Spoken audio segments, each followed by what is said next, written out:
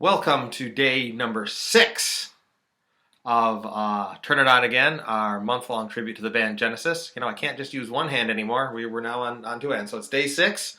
And today, we're going to go back to the beginning of Genesis. And by that, I mean we're going to go all the way to September 1963.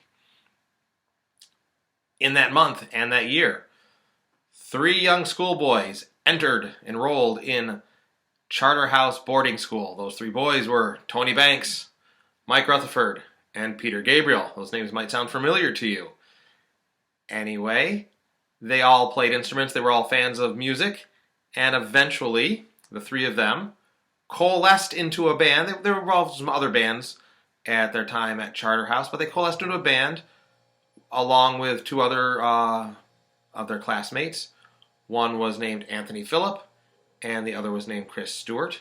And they coalesced into a band together, and they became quite popular at the school. And here, let me show you. By the way, if you're a Genesis fan, you really need to get this book, Genesis Chapter and Verse. It is the history of the band up through their 2007 reunion tour.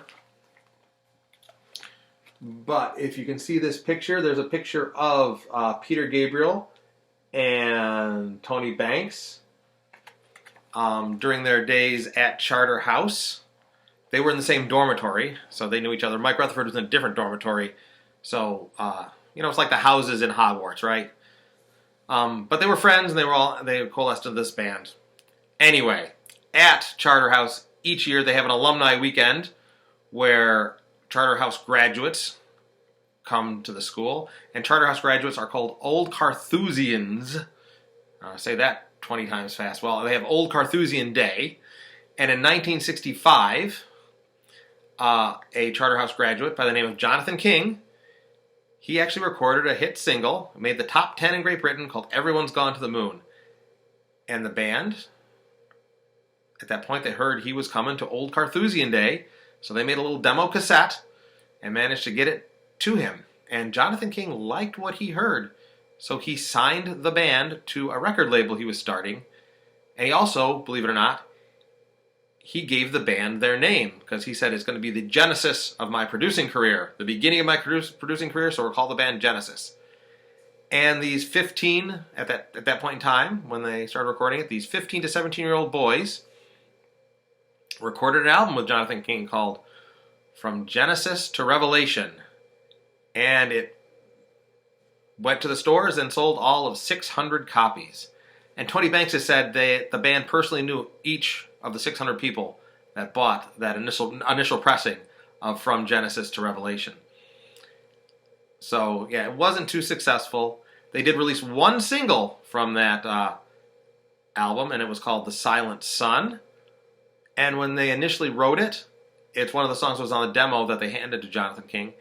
And Tony Banks and Peter Gabriel wrote that initial demo. And what they were trying to do is they were trying to make it sound like Robin Gibbs from a pre-disco Bee Gees. For those of you that don't know, the Bee Gees actually had a career before disco. They were sort of a folk popish band, folk rock popish band before they were into disco. If you want to look up something by the pre-disco Bee Gees, try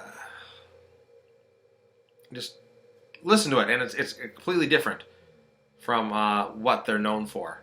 But anyway, so the song "The Silent Sun" was a imitation of the pre-disco Bee Gees. "How Can You Mend a Broken Heart's one of their songs. Anyway, so Jonathan King, since that was his favorite song, he released it as a single. Didn't go anywhere.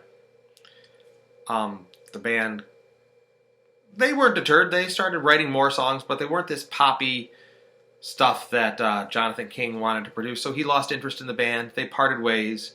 Jonathan King actually kept the rights to that Genesis to Revelation album. And every so often you'll see it get re-released. And generally what happens is Jonathan King needs some money, so he'll release a new version From Genesis to Revelation. The band doesn't own the rights to any of the songs on that album, so a lot of those songs don't even appear on Genesis compilations or even in their live albums. But anyway, so what I'm going to do is I'm going to put The Silent Sun in the comments so you can listen to it. It doesn't sound like the prog rock they got known for in the 70s. Doesn't sound like the pop 80s stuff they did. It's in a different category by itself, so I'm going to put the Silent Sun in the comments below. You tell me what it sounds like. Let me know what you think of the Silent Sun in that sort of first era of Genesis, which only lasted one album. Let me know in the comments, and I'll see you tomorrow for day number 7. I'm not quite sure what I'm going to do yet. But until then, keep on rocking in the free world, everybody.